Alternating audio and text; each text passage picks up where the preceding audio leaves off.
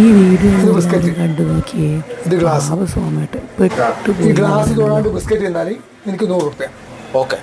ഓ ഇതാണാ.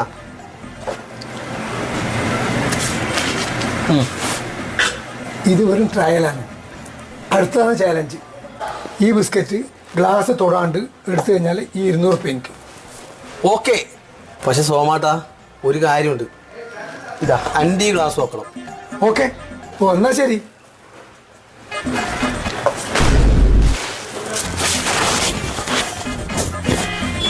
ഇനി 500 രൂപ ചാലഞ്ചാണ്. ഇനി തെറ്റിച്ചാൽ ഇനി എനിക്ക് 1000 തരേണ്ടി വരും. ഇത് 500.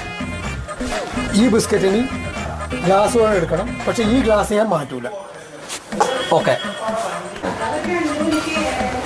ഓം ഓം